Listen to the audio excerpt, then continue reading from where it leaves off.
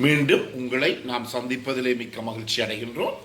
நான் இலங்கையிலே இருந்து பதுளை போதனா வைத்தியசாலையிலே இருந்து வைத்தியர் கிருஷான் வேதநாயகம். இருதயத்தை பாதிக்கின்ற ஒரு நோயை பற்றி பார்த்து கொண்டிருக்கிறோம். அது வாத காய்ச்சல் அல்லது ருமட்டிக் ஃபீவர். இந்த வாத காய்ச்சலில் ஏற்படுகின்ற பிரச்சனைகளை பற்றி பார்க்கிறோம். இந்த வாத காய்ச்சலானது எங்களுடைய இருதயத்தை, மூட்டை, தோலை, அதே நேரத்திலே இது எங்களுடைய மூளையை பாதிக்கக்கூடியது. எனவே இந்த இருதயத்தில் ஏற்படுகின்ற பாதிப்புகள் பலவாக இருக்கின்றது. நான் அன்று போன நிகழ்ச்சியிலே சொன்னது போல இதயத்தை சுற்றி எங்களுக்கு அந்த இதயத்தை சுற்றி இருக்கின்ற பாதுகாப்பு உரைகளிலே நீர்த்தேக்கம் இருக்கும். அதை நாங்கள் பெரிகார்டியல் எஃப்யூஷன் என்று சொல்லுவோம். அதே நேரத்திலே அந்த இருதயத்தை சுற்றி இருக்கின்ற அந்த உரைகளிலே ஒரு அலர்ச்சி ஏற்படக்கூடியதாக இருக்கும். அதை நாங்கள் பெரிகார்டைட்டிஸ் என்று சொல்லுவோம்.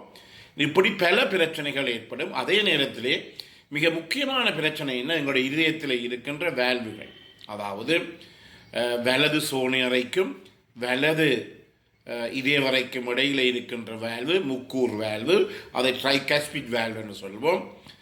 இடது சோனியறைக்கும் இடது இருவரைக்கும் இடையிலே இருப்பது இருகூர் வேல்வ் அல்லது மைட்ரல் வேல்வ் என்று சொல்லுவோம்.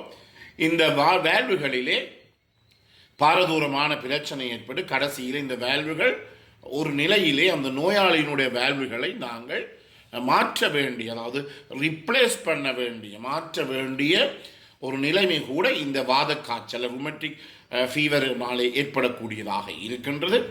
எனவே இது மிகவும் ஒரு அவதானத்துக்குரிய ஒரு விடயம். நாங்கள் இதை ஏனோ தானோ என்று எடுத்துவிட முடியாது.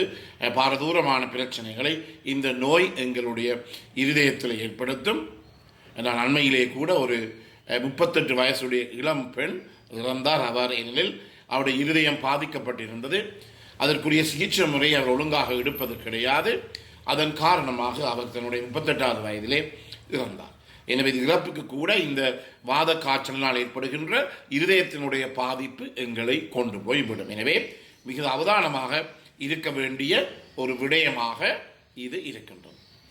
அடுத்ததாக நாங்கள் பார்க்க போகிறது என்ன, இந்த வாத காய்ச்சல் காரணமாக எங்களுடைய மூட்டுகள் பாதிக்கப்படும். இந்த மூட்டுகள் என்று சொல்லுகின்ற போது பல மூட்டுகள் இருக்கிறது. பெரிய மூட்டுகள் இருக்கிறது, சின்ன மூட்டுகள் இருக்கிறது. பெரிய மூட்டு என்றால் என்ன சொல்லலாம், நாங்கள் முழங்கால் மூட்டை சொல்லலாம், அல்லது குதிக்கால் மூட்டை சொல்லலாம், அல்லது எங்களுடைய கை மூட்டுகளை சொல்லலாம். அதாவது எங்களுடைய இந்த ரிஸ்ட் ஜாயிண்ட், இந்த கையில் இருக்கிற மூட்டுகள், இந்த மூட்டுகள் எல்லாம் பாதிக்கப்படும். எனவே பெரிய மூட்டுகள் தான் பாதிக்கப்படும். நான் போன பிறகு நிகழ்ச்சியிலே சொன்னது போல இருதயத்திலே ஏற்படுத்துகின்ற பாதிப்புகள் மீண்டும் சாதாரண நிலைமைக்கு திரும்ப முடியாது. அது இரிவர்சிபிள் என்று சொல்லுவோம். மீண்டும் அது சாதாரண நிலைமைக்கு திரும்ப முடியாது. ஆனால் மூட்டுகளிலே ஏற்படுகின்ற பாதிப்பானது 100க்கு 100% பழைய நிலை அடையக்கூடியதாக இருக்கும். இதன் காரணமாகத்தான் இந்த வாத காய்ச்சலானது flick the joint and eat the heart என்று சொல்லுவோம். அதாவது மூட்டுகளை நக்கி விட்டுவிடும், ஆனால் இருதயத்தை அப்படியே கடித்து விடும் என்று சொல்லுவார்கள். எனவே இந்த மூட்டுகள், பெரிய மூட்டுகள் பாதிக்கப்படுகின்ற போது முதல் ஒரு மூட்டிலே வலி ஏற்படும், அந்த மூட்டிலே வீக்கம் ஏற்படும். அந்த மூட்டை நாங்கள் தொட்டு பார்த்தால் சரியான சூடாக இருக்கும், வார்மாக இருக்கும், சரியான சூடாக இருக்கும். அந்த மூட்டை சுற்றி சிவப்பாக இருக்கும். அதே நேரத்திலே அந்த மூட்டை நாங்கள் அசைக்க முடியாது. முழங்கால் மூட்டிலே வந்தால் அந்த நோயாளி நடக்காமல் நொண்டித்தான் அவர் போவார். எனவே இதுதான் இந்த வாத காய்ச்சலினாலே ஏற்படுகின்ற இந்த மூட்டுகளினுடைய பிரச்சனை. முதலிலே ஒரு மூட்டு பாதிக்கப்படும். பிறகு இந்த ஒரு மூட்டிலே இருக்கின்ற வலி, வீக்கம், அதே நேரத்தில் அசைக்க முடியாத தன்மை, சுவப்புத்தன்மை, இவையெல்லாம் குறைந்து கொண்டு போக இன்னும் ஒரு மூட்டிலே திருப்பி இந்த நோய் ஏற்படும். எனவே இதைத்தான் சொல்கிறோம், ஒரு மூட்டு நார்மலாக வர மற்ற மூட்டு திருப்பி பிரச்சனை கொடுக்குறோம். இதைத்தான் சொல்லுவோம் ஃப்ளீட்டிங் டைப் ஆஃப் ஆர்த்ரைட்டிஸ் என்று சொல்லுவோம். அதாவது ஓடுகின்ற, ஒரு மூட்டில் இருந்து இன்னும் ஒரு மூட்டுக்கு ஓடுகின்ற வகையான இந்த ஆர்த்ரைட்டிஸ், இந்த மூட்டு வலி என்று, மூட்டு அலர்ச்சி என்று நாங்கள் சொல்லுவோம். இது மிகவும் முக்கியமானது. எனவே பல பிள்ளைகள் வருவார்கள் சில நேரங்களில் மூட்டு வலி என்று. 100க்கு 90% அது ஒரு சாதாரண ஒரு நிலைமையாகத்தான் இருக்கும். ஆனால் அதை நாங்கள் ஏனோ தானோ என்று கழிக்க முடியாது. எவ்வாறு தொண்டை நோய், தொண்டை நோய் சாதாரணமாக ஒருவருக்கு வரும். தூசிக்கிலே போனால் வரும், அல்லது குளிரான கூலான ஏதாவது ஒன்றை குடித்தால் வரும், அல்லது குளிர்காலங்களில் வரும். ஆனால் சில நேரங்களிலே நான் சொன்னது போல் இந்த வாத காய்ச்சல், ருமெட்டிக் காய்ச்சலுக்குரிய குரூப் ஏ பீட்டா ஹீமோலிட்டிக் ஸ்ட்ரெப்டோகாக்கஸ் என்ற பாக்டீரியா கூட அதில் இருந்து அந்த பிள்ளைகளுக்கு பிறகு என்ன ஏற்படும், இந்த ருமெட்டிக் ஃபீவர் ஏற்படக்கூடிய சந்தர்ப்பங்கள் இருக்கின்றது. எனவே நாங்கள் என்ன சொல்லுவோம் என்றால், ஒரு பிள்ளை மூட்டு வலியல் சொல்லுகின்றால் கட்டாயமாக அவதானமாக அதை பார்க்க வேண்டியது முக்கியம். அதே நேரத்தில் பிற்பெரும் பகுதியில் நான் சொல்ல போகிற இந்த இரத்தத்துக்குரிய இரத்த பரிசோதனை செய்து இந்த வாத காய்ச்சல் இல்லை என்று உறுதிப்படுத்தின பிற்பாடு மற்ற வேலைகளை நாங்கள் தொடரலாம். அதற்கு முதல் இவருக்கு வாத காய்ச்சலோ இல்லையோ என்று சொல்லி நாங்கள் என்ன செய்ய முடியாது, ஒருபோதுமே இதை நாங்கள் செய்ய முடியாது. மிக மிக முக்கியமாக இதை நாங்கள் கவனித்துக் கொள்ள வேண்டும், அவதானமாக இருந்து கொள்ள வேண்டும். எனவே அதான் மிக முக்கியமானது இந்த விடயம். எனவே மூட்டுகளுடைய பாதிப்பானது மிகவும் பாரதூரமான பிரச்சனை. ஆனால் இந்த நோய்க்கு நாங்கள் நோய்க்குரிய மருந்துகளை கொடுத்த பிற்பாடு இந்த மூட்டுகள் 100% பழைய நிலைமை அடையும். அடுத்ததாக தோலிலே ஏற்படுகின்ற மாற்றம் என்னவென்றால், தோலிலே ஒரு ரேஷ் ஒன்று வரும், ஒரு தேமல் மாதிரி ஒன்று வரும். இதை தேமல் என்று சொல்ல முடியாது, ஒரு ரேஷ் ஒன்று வரும். இதை நாங்கள் எரித்தீமா மார்ஜினேற்றம் என்று சொல்லுவோம். இதற்கு என்ன மாதிரி என்றால், நடுவிலே வெள்ளையாகவும் அந்த ரேஷினுடைய போர்டர் எல்லாம் சிவப்பாக இருக்கும்.